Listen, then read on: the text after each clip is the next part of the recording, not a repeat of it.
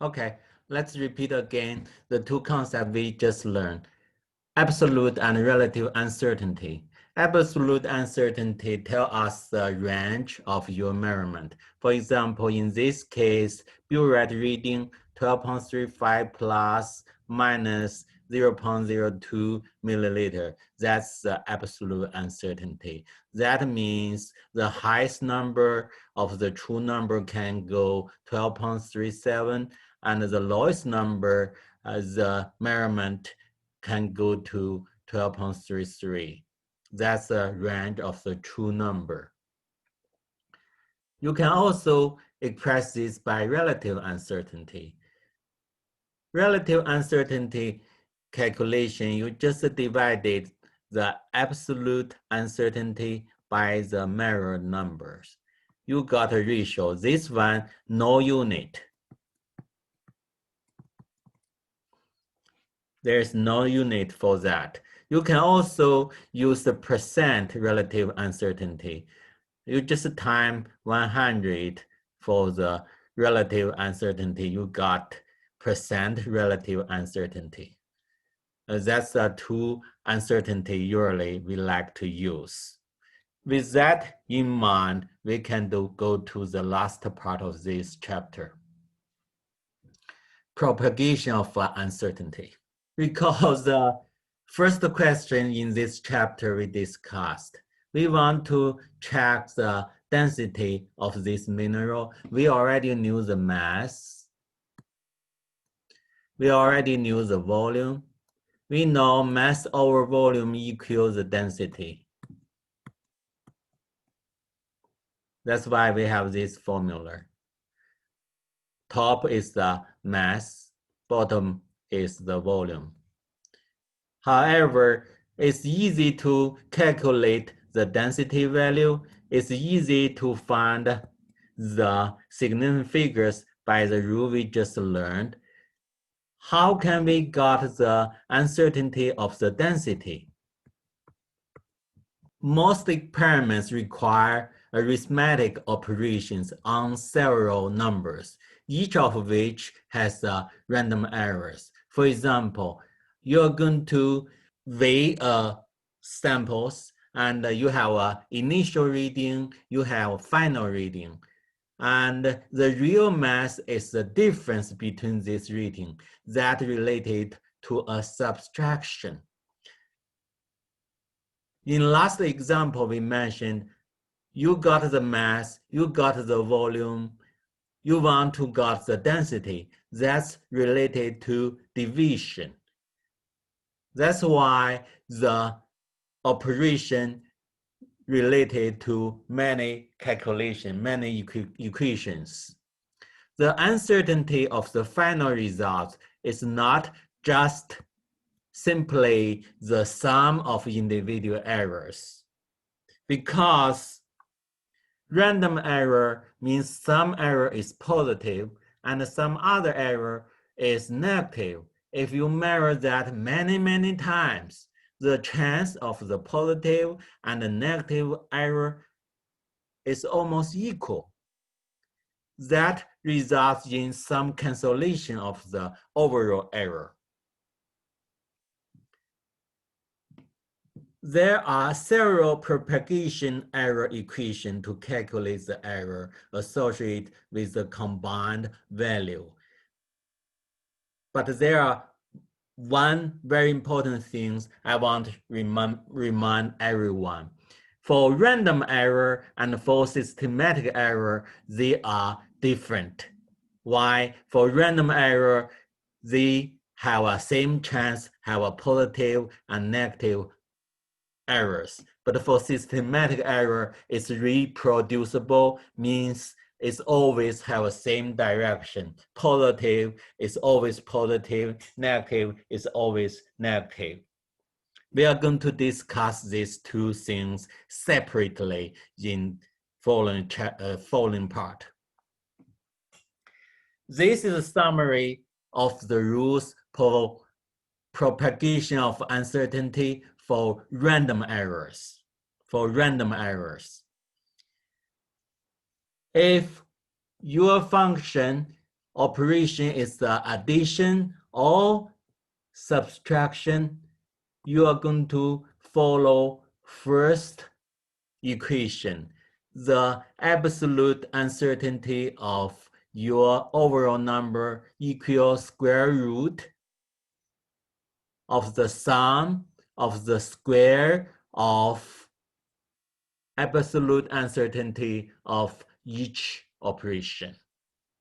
That's ex1 squared. That's the first operation. And ex2 squared, that's the second operation. This related to absolute uncertainty. However, if this operation is related to division and multiplication, just like the example we just mentioned for density calculation, you have to use relative uncertainty to do the calculation. It's still square root of the square of the errors and add it together, but this time you have to use relative errors. If you use some other function to do this calculation, for example, you want to find the pH from the concentration that related to power. And you can see here the calculation of uncertainty is quite different for the formula.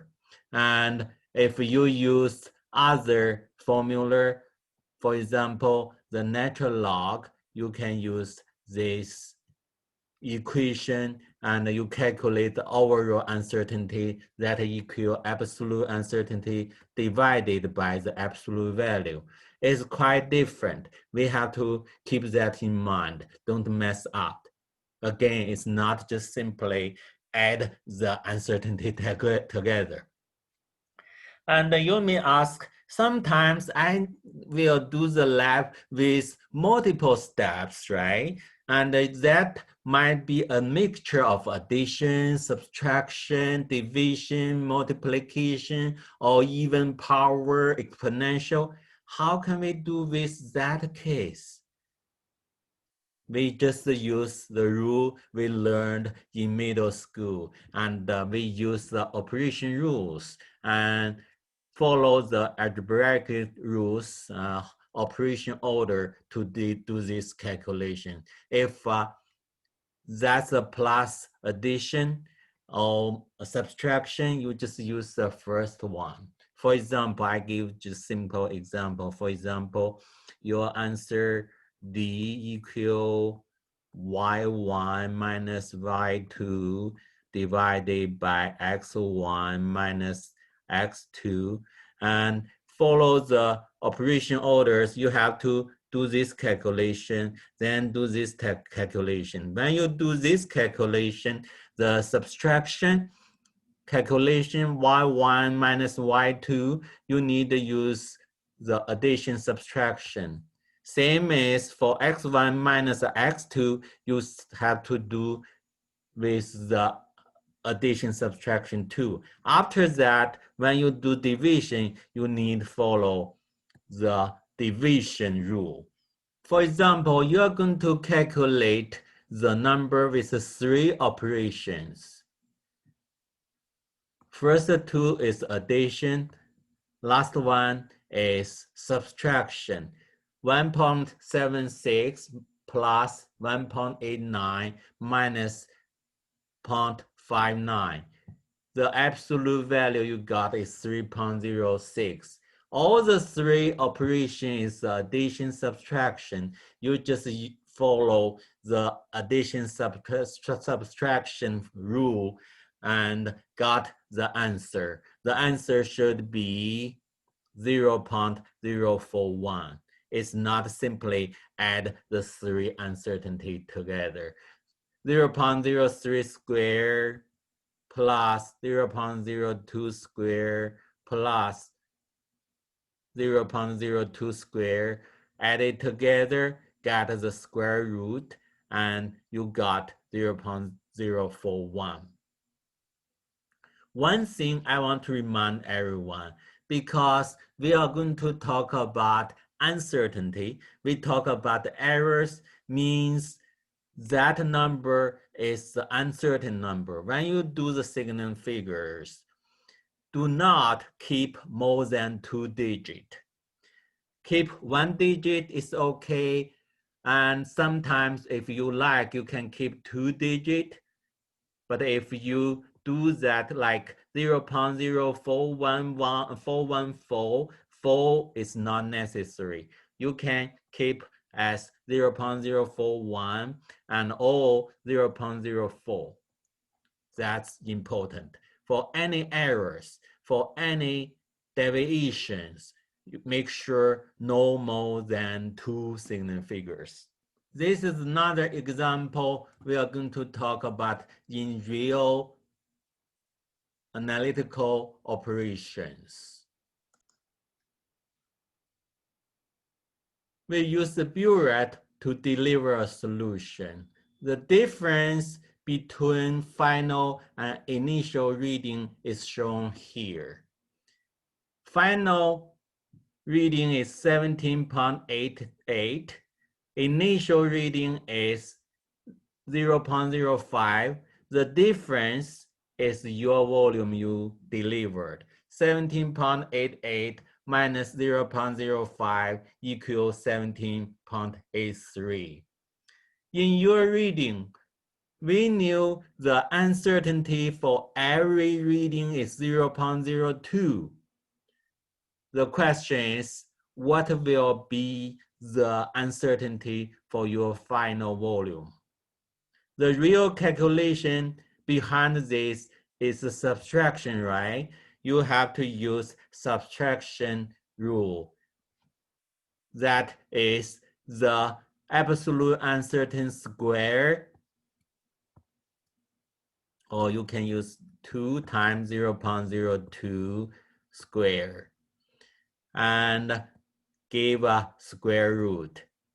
As a result, you got 0.028.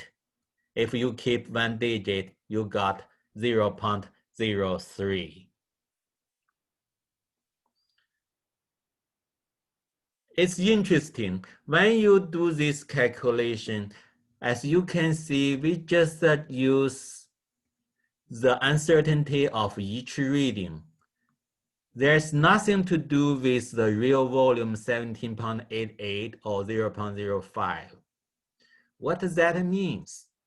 That means in an analytical chemistry operation, if you use a burette, either you take 1 milliliter or 10 milliliter or 30 milliliter, for every operation, the overall uncertainty will be same, because each reading, the uncertainty is 0.02. For one volume, you at least need 2 reading, right? So for 2 readings, the overall uncertainty is 0.03.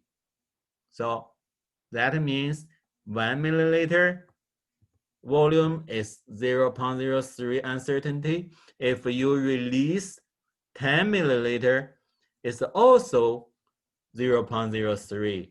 You release 30 milliliter, it's also 0.03.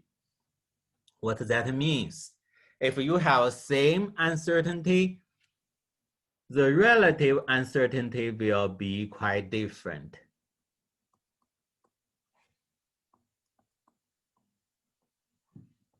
Apparently, the volume larger, the relative uncertainty is smaller. That tells us in your titration, in your volume taking, make sure the volume is not too small. If that's too small, the relative uncertainty is too large. Now let's talk about the question we just mentioned in the beginning. How can we calculate the density, uncertainty?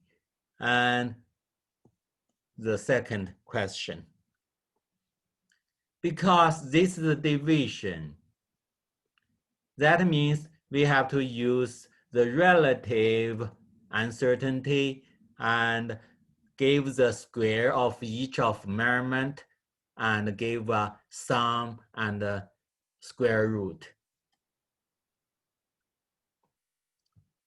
You have to calculate the relative uncertainty from the absolute uncertainty. You can use the percent or you can use the relative uncertainty. It's up to you.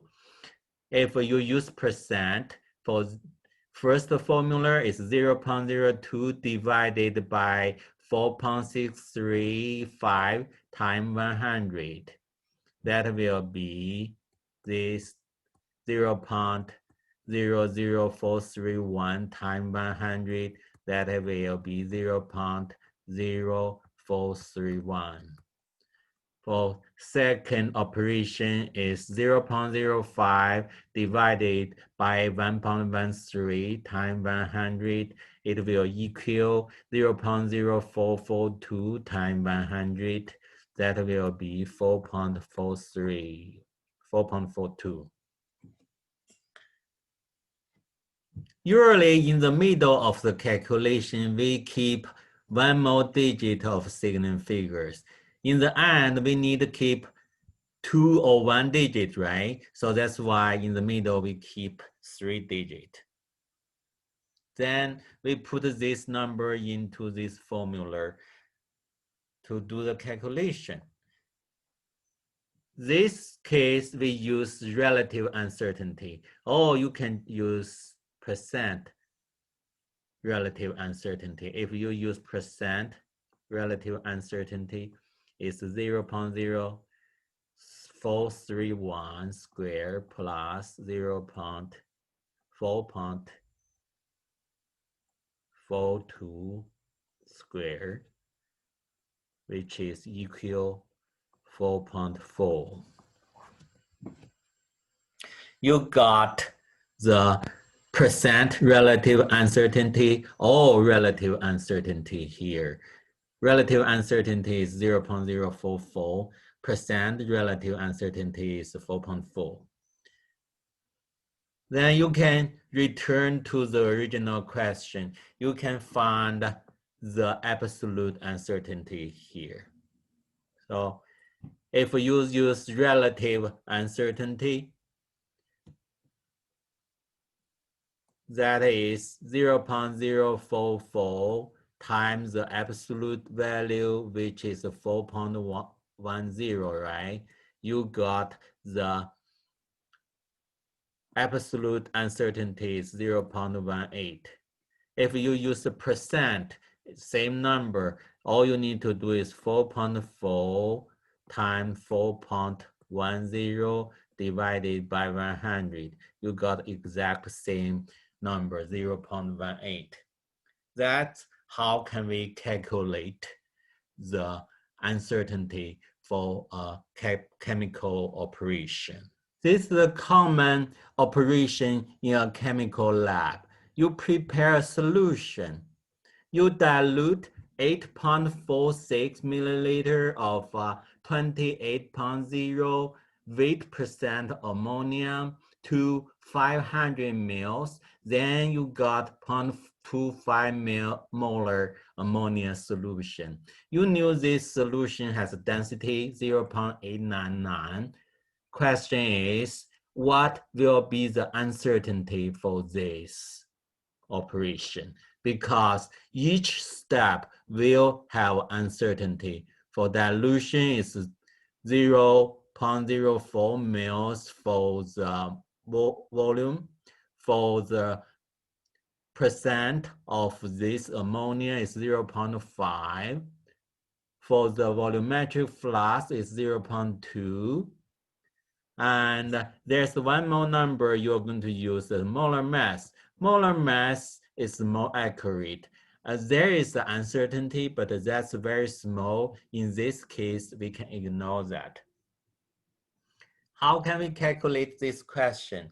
Because different formula related to different calculation equations, right? So that's why first things first, you need to find how can we calculate the concentration in this operation. Here's the formula you figure out.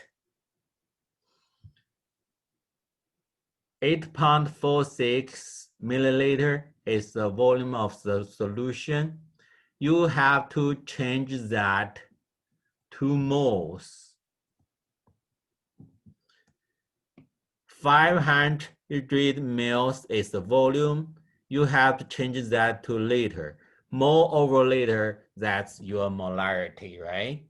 How can we change 8.46 mils to moles? First, you have changed that to gram. This is the density of your solution, that is 0.899. In this case, you can see when you time together, the milliliter and the milliliter cancel out. You got gram of the solution.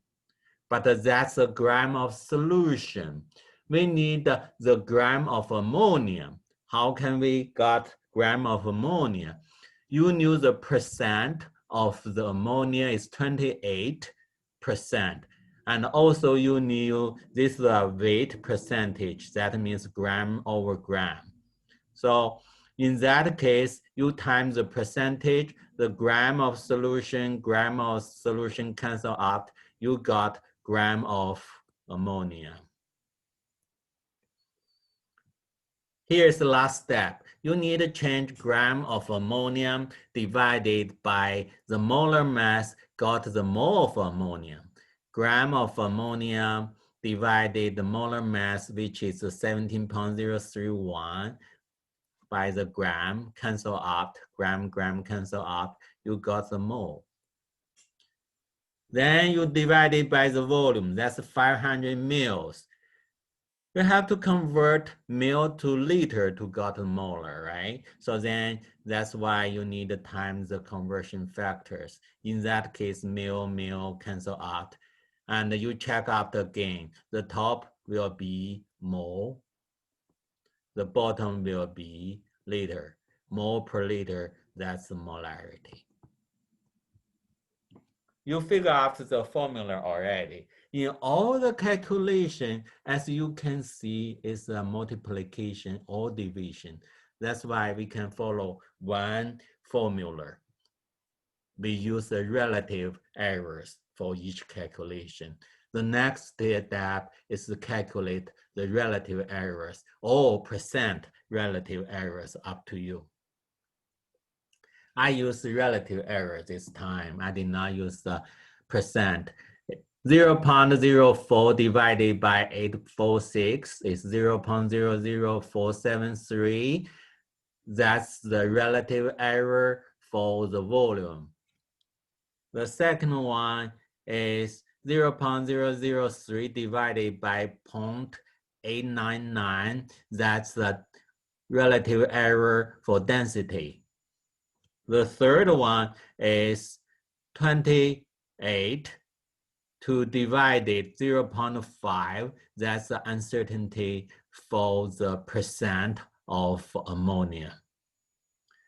The next one is 17.03. That's the more accurate number. We can ignore the uncertainty. We do not need to do the calculation. For the conversion factor, 100 grams is exact number, no uncertainty. We do not need to calculate. For conversion factor, 1000 is exact number. We do not need calculate uncertainty. There's one more we have to calculate. That's the volume, 500. The uncertainty is 0.2. Therefore, the relative uncertainty is 0.2 divided by 500. You have 1, 2, 3, 4 relative uncertainty. You give square of that and then add it together and give square root. That's the formula. After you calculate that, the relative uncertainty of your molar solution is 0.0188. There's no unit for this. number because it's relative uncertainty. You have to change that to absolute uncertainty. The absolute uncertainty equals the relative uncertainty times the molar concentration is 0.0047 molar. That's the absolute uncertainty. How can we report that now? You can report your answer is molar concentration equals 0.250 plus minus 0.0047 molar. As you can see here, during the calculation, the concentration is 3-digit, 3 significant figures after the decimal. That's why there's no meaning we keep 2 more digits. You just use 0.005 is okay, molar. Again, either 1 digit or 2 digit, it depends on your calculation, but never keep more than 2 digits. This is also a very common operation in chemical lab. We knew the pH by pH meter is 5.21. We knew the uncertainty for this measurement is 0.03. The question is, if you convert that to hydronium concentration, what will be the uncertainty for the concentration? Again, the first step, you have to find the formula, the equation. How can we convert pH to concentration? That's the formula, right? The hydronium concentration equal 10 to negative pH. The pH is 5.21 plus minus 0.03. 0.03 is absolute uncertain for pH calculation. And the question is, after this calculation, what will be the uncertainty for the hydronium concentration? This time, that's related to the power of 10, right? It's not the same equation as we discussed in last two examples anymore. The new equation will be, this is the power of 10, and this is how can we calculate the relative uncertainty. That equal 2.3026, the absolute uncertainty of the operation. In this case, the relative uncertainty is the hydronium concentration uncertainty and divided by hydronium times 2.30326. And then we knew the absolute uncertainty is 0.03. Time together, you got 0.0691. You got the relative uncertainty for the hydronium already. As long as you know this concentration of hydronium concentration, you can time that together to get absolute uncertainty. The hydronium equal 10 to negative 5.21. Calculate that, you got 6.17 times 10 to negative 6. Keep in mind here, although here's after the decimal only 2 digits, here's in the answer of your concentration, you should keep 2 digits, right? But this is in the middle of the calculation, you can keep 1 more digit. Now you can do this calculation now.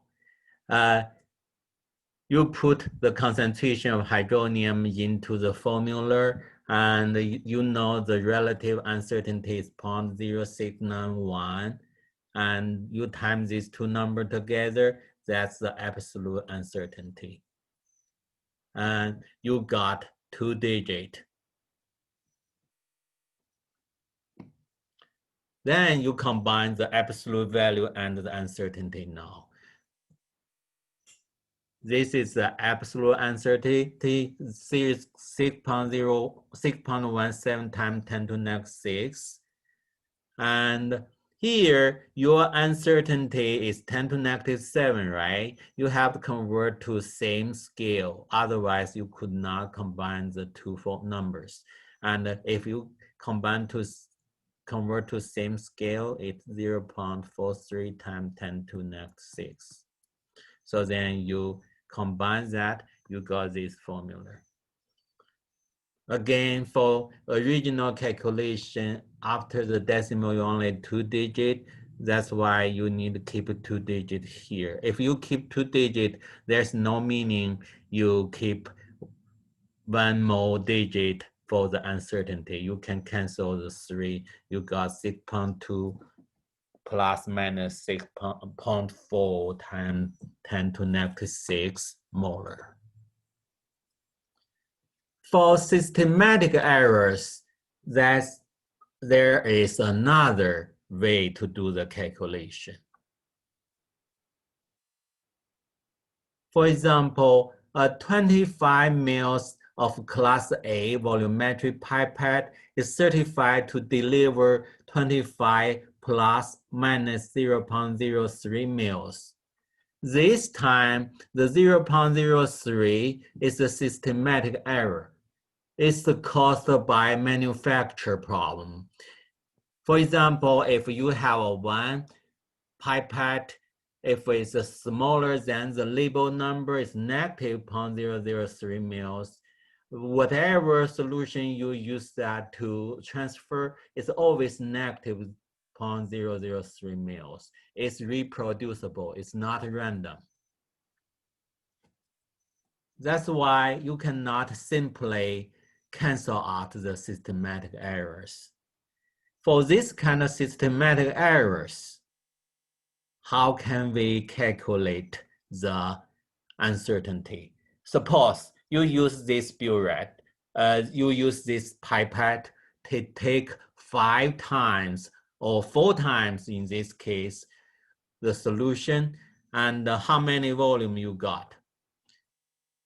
4 times 25.00 will equal 100, right? But what will be the uncertainty? This time, the uncertainty, you do not use the addition anymore. You have to, every time they will cause exactly same number of uncertainty in same direction. That means you just add all the number together. Because you do that 4 times, right? 4 times 0.03, that will equal 0.12. That's the uncertainty. You are not going to use the square root formula anymore. That tells us a very important fact. You can see even it's a very accurate pipette, if you deliver or transfer solution many times, you can see the error is very large, very large. And you divided 0.16 by 100, and you got the relative errors. And the relative errors times 100 is called relative standard deviation, or in this case, you can say it's a percent relative uncertainties pretty high. How can we avoid these kind of errors? A pipette, a glassware, analytical balance, whatever instrument, they always have some kind of systematic errors because of manufacture problem, or because of instrument itself, it have some problem. To get rid of these errors, we need to use calibration. We need to use calibration. In pipette, the calibration is using a water. We knew the weight of water, and we use that to measure the volume, you knew the density of the water, and then you knew the real volume, and you check the pipette volume. The difference is the systematic errors. We are going to discuss that in next chapter for this calibration. Suppose you already calibrate that. The calibrate pipette, the uncertainty is the decreased to 0.006 mils. And if you use that again to deliver or transfer 4 times to got 100 mils, this time because 0.006 is random error already, so then when you do the deliver, you can use the formula we learned for random error to do the calculation already. So that will be 0.006 square, right? And because you deliver 4 times, you add 4 of these together, or in other words, you times 4. So then as a result, that will equal 0.012. Compare these two numbers. After the calibration, you can see the uncertainty decrease 10 times. That's the importance of calibration. We already discussed that in the chapter 2, the tools, and we talk about the calibration already.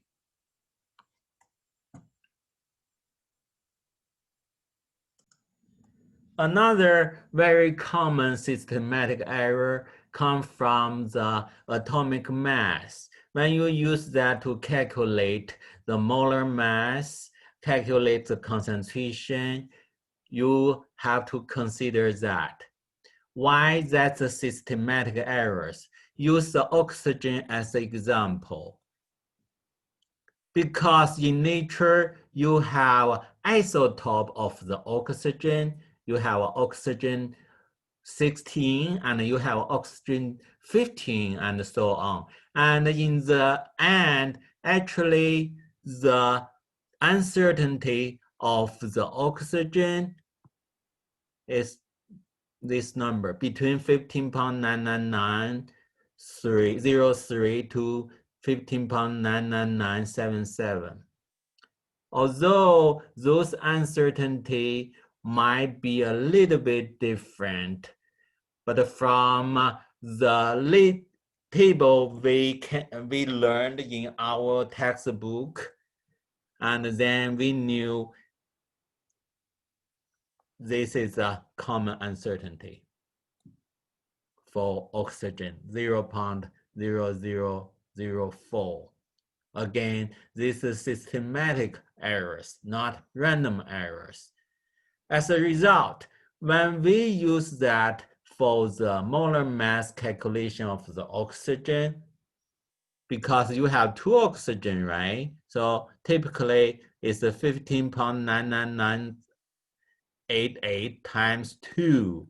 That will be the molar mass of the oxygen. When you got the uncertainty, you also use the absolute uncertainty times 2. You do not use the square root way. Why? Because the square root way is only good for random errors. For in this case, for example, in North Carolina, the oxygen in air, whatever isotope average mass, it will be same. The uncertainty will always have one direction. It's reproducible. This is systematic or determined errors. You just basically add that together.